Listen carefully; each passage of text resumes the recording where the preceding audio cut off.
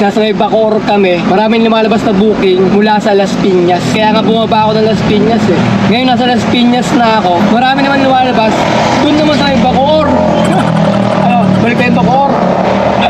Nasa may Las Piñas sa Pote Road na kami mga parts. Nag-aabang kami ng booking dito. Ito yung number ma'am, no? Yung baby. Ayun ba yun? Ayun. Nagka kayo? Hindi. Pipick up kayo sa amin. Pipick up ko sa inyo. Ha? Sino ba si Rodel, sir? Ako. Ay, ikaw yun? Hindi nyo alam? Ba't ganun? Hindi, wala rin kayo tawag sa akin. Ito yung pangit kilala mo, Ben, no? Pagka error ng customer o mali ng customer, tayo mga driver ang pinahihirapan nila, alam mo.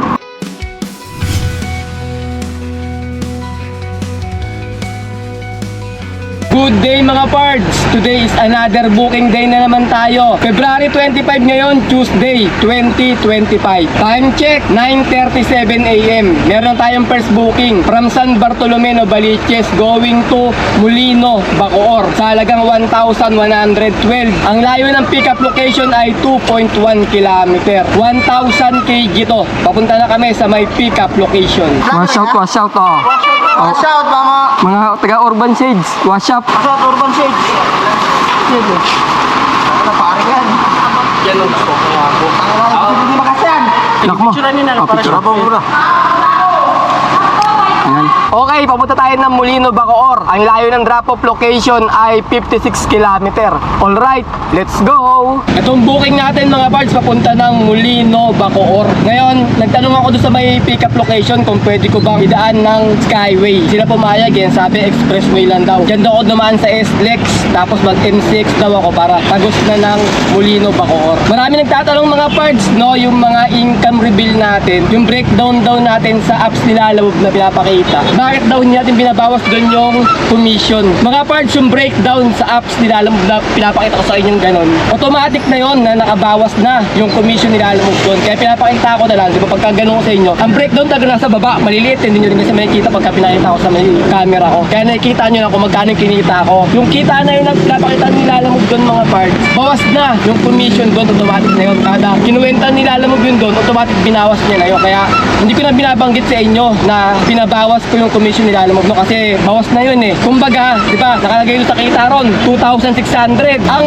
total lahat doon, nasa 3,1 yun mga parts, ang total doon. Ang nakalagay doon sa breakdown nila Loob ay 2,6 lang. Kaya 3,1 ang hawak kong pera mga parts. Tapos yung 500 na yun, ibabalik ulit sa top up natin yung nila Loob, sa may Lalamove wallet. Mga parts, may nagtanong din sa atin kung ano daw ba basihan natin na 15% ang bawas sa commission nila Loob pagka malayuan booking ang kinuha natin. Ako mga parts, bumabase ako sa ano kasi yung booking natin, meron yung ano doon, bilog na may exclamation point kaya tatawag doon. I-click mo yon. Pagka-click mo nun, makikita mo doon yung breakdown ng pamasahe nila Loob. Ngayon, makikita mo rin doon kung magkano ang ibabawas na commission sa'yo mga parts. Kasi pagka sa 1,000, pag 20%, 200 pesos yun. Doon yung malalaman, binawas sa inyo, 150 lang. Ibig sabihin, 15% lang yung binawas sa atin mga parts. Tsaka dati, meron notification na pinadala sila Loob sa akin. Nakalagay nga doon na pag yung malayo ang booking, di ko nakalimutan ko na ilang kilometer, basta may base ng kilometer kung gaano kalayo eh. 15% ang binabawas niya mga parts. Kaya alam ko na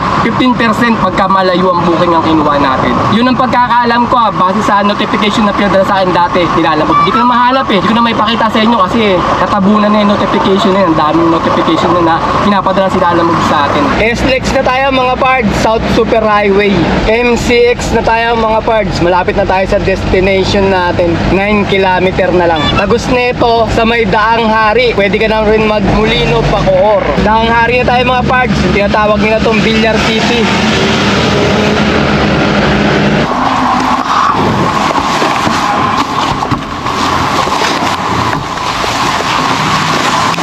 Sabi kasi pupunta raw sila mag-aakot. Eh wala pa yun, pamatagalan. Baba na lang din namin.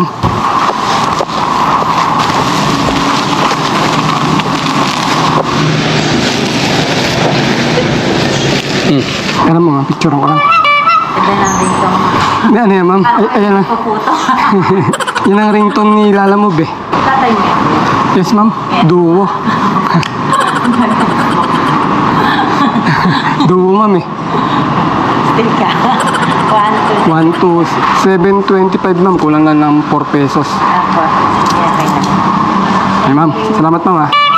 Wala kami makuha booking sa may Bacoor, Cavite mga pards. Kaya bababa kami ng Las Piñas sa may Zapote Road. Kasi naka 40 minutes na kami nag-aabang doon. Wala kami nakukuha. May mga lumalabas kaso mga malalayo pick up tsaka mabababa yung pamasahe. Kaya naghanap kami na medyo maganda. Meron kanil lumabas kaso naunahan din kami. Di sa amin binigay. Kaya baba na lang kami ng Zapote Road. Nasa may Bacoor kami. Maraming lumalabas na booking mula sa Las Piñas. Kaya nga bumaba ako ng Las Piñas eh.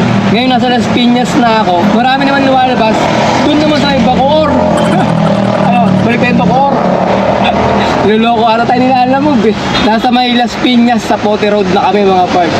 Nag-aabang kami ng booking dito. Tignan mo yung hangin ngayon mga pards. Ang lakas eh oh. May nawasiwas yung mga puno ngayon. Kahit sa may Pampanga eh, ganyan din eh. Nagpunta kami doon ng isang araw. Akala mo may bagyo pero mainit siya eh. Maliwalas yung yung langit kulay asul. Pero yung hangin ng lakas. From Las Piñas sa Zapote Road, baba naman tayo ng Parañaque Airport. Wala pa rin tayo nakakuha eh. Isang oras tayo nagabang sa may Bacoor. Kalating oras dito sa may Las Piñas. Doon naman tayo mag-aabang. Tignan natin kung ilang oras tayo sa may Parañaque Airport mga pards. Sabi ko na nga ba eh, pag umalis tayo, saka tayo bibigyan ng booking nila Alamog. Time check tayo, 2:06 PM. Meron na tayong second booking. From Las Piñas going to Manila sa halagang 509. Ang layo ng pick-up location ay 2.3 km. 600 kg to. Papunta na kami sa may pick-up location.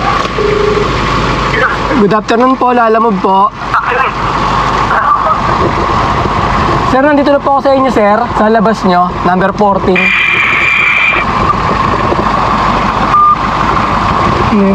Pinatay. Tumanin lang. Tapos namatay. Sabay kayo? Hindi. Kuya, bigay ko sa'yo number ng call mo pagdating mo doon. So, ako na magbabayad niyan. Kasi 0977 Picture ko na naman, paraan. Ano? 100. Ako na kukuha na alas na yan. Ito yung number, ma'am, no? Yung baby. Ayun ba yan? Ayun, yun. Baby ba to? Baby. Baby. 77-77-6038. Magkano 500 no? Yes, ma'am. Sino mag-receive doon, ma'am? To, yung baby. Baby ba yan? Baby. Ano ba yan? Okay, na-pick up na natin yung second booking. Ang layo ng drop-off location ay 15 km. Alright, let's go. Star City, mga pards. Dito tayo naman sa may CCP complex. Sarap dito mag-jogging-jogging sa umaga. Maaga ka dumadaan dito, maraming jogging dito, makikita niyo. Malawak kasi dito. Pagkatapos, yung stoplight na yan, dyan tayo kakaliwa. Rojas Boulevard na yan. Alam niyo na, ba't ako shortcut dito ha? Matic na yan. Yun lang. Hindi makontak. Hello, ma'am. Ma'am, nasa may drop-off na ako, ma'am. Hindi makontak, ma'am eh. Cannot be reached yung... Kuya, wait lang ha. Sige, okay, ma'am. Okay, ma'am. Sa inyo ba yung number na sir? 2248? Oo. Katawagan na ba? Oo, ba't walang signal? Walang signal sa Meron naman.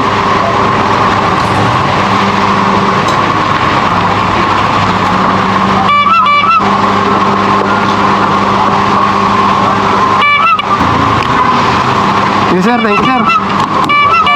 Time check, 4:09 PM. Meron na tayong third booking from Manila going to San Fernando sa halagang 1,698. Ang layo ng pickup location ay 1.8 km. 1,000 kg to. Papunta na kami sa may pickup location. Sir, Lalamove po, sir. Rudy lang pick up ko dito, 14:30. Sige. Kaya kayo? Hindi. Pipick up kayo sa amin. Pipick ako sa inyo. Ha? Tawagan ko muna yung nag-book. Pampanga. O sige, tawagan ko rin na may pupunta Pampanga. Pick up kayo dito Pampanga. Sino ba si Rodel, sir? Ako. Ay, ikaw yun?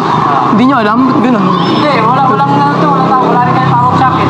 Ano yung muna yung boss ko? Sige. Ito ba, sir, number ng boss nyo, sir? Ayun yung nag-book. Ayun yung number? Ay, hindi. Hello? Ay, magandang hapon, ma'am. Lalamove, ma'am. Ma'am, tatanong ko lang, ma'am, yung pipick upin ko kasi nandito na ako sa may 14:30. Tapos si Rodel nandito na po. Hindi niya po alam, ma'am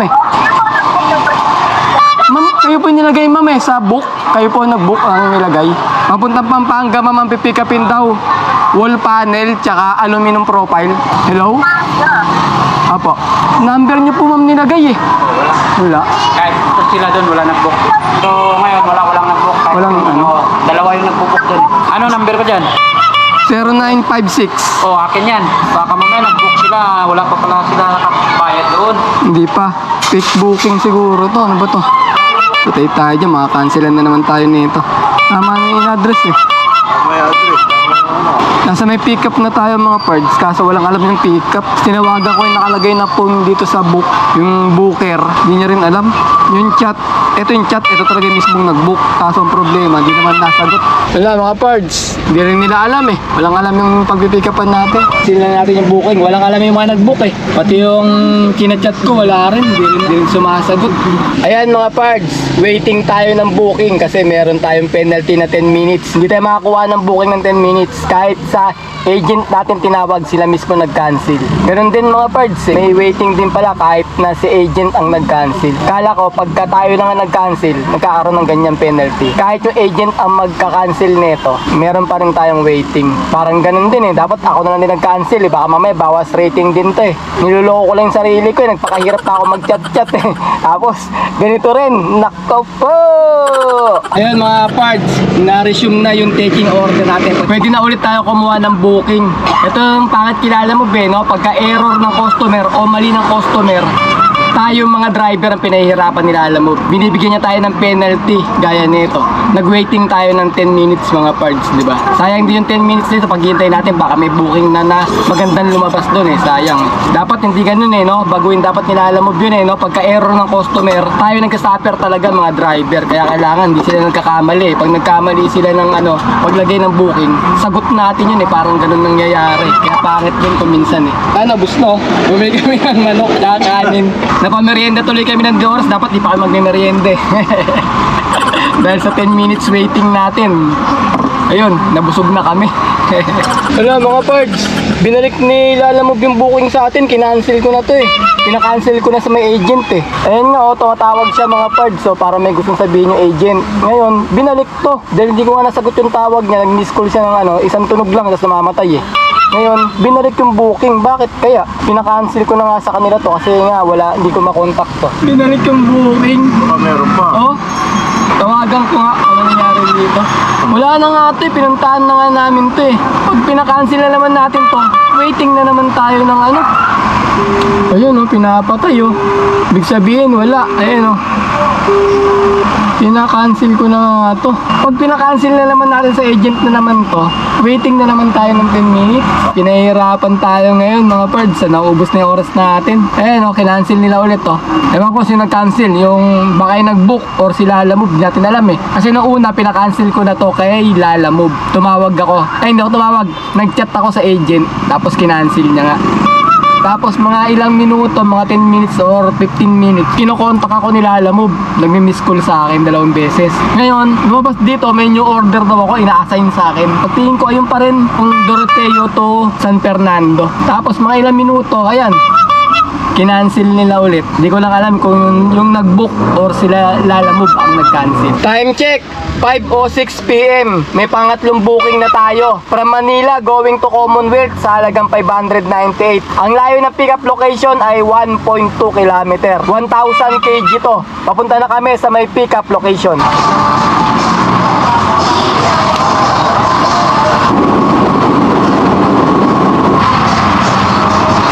Okay mga parts, na-pick up na natin yung third booking. Ang layo ng drop-off location ay 19 km. Alright, let's go! Nandito kami ngayon mga parts sa may Recto Avenue. Itong third booking namin, dediretso na namin ni tatay ito. Medyo alanganin na rin kasi yung oras. Sa konti na rin yung bakante, siguro mga 300 kg. Ilan na lang yung booking dito eh, kasi magsasarado na, alas 6. Kaya mahirap na rin kumuha ng 300 kg. Kaya dediretso na namin ni tatay ito sa may drop-off location. Wala, naubos yung oras natin mga parts eh. Hindi maganda yung biyahe natin ngayon, tatagalan tayo. Lalo na sa may Bacoor, ang tagal kumuha doon ng booking. Walang booking. Kaya pala yung mga taga Cavite nagrereklamo ngayon kasi ang hirap na kumuha ng booking. Kung kailan naalis na nga lang kami, saka kami nakakuha ng biyahe. Ngayon, dito, naabala tayo sa may Maynila. Karoon tayo ng mga penalty. Waiting kanina. Yung pan-third booking dapat papuntang San Fernando, Pampanga. Kaya naubos na yung oras namin ni tatay. Ganun talaga mga parts. Pag di mo araw, hindi mo araw. Pag di mo panahon, hindi mo panahon. Kaya ganun. May bukas, babawi na lang kami bukas sa tatay ng biyahe. Kasi Tuesday ngayon eh. Talagang expected namin na mahihirapan kami kumuha ng mga booking ngayon, kaya ganun. Pero minsan, may Tuesday naman na tumatapat sa amin ni tatay. Magandang kinikita namin.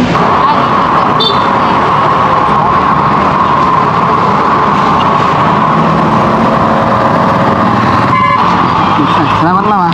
Income reveal tayo mga pards. Sa palagay ko, ito na yata yung pinakamababang kita ko ngayon, 2025. Simula ngayon mga pards, araw-araw na kayo makakakita ng mga mabababang kita ko.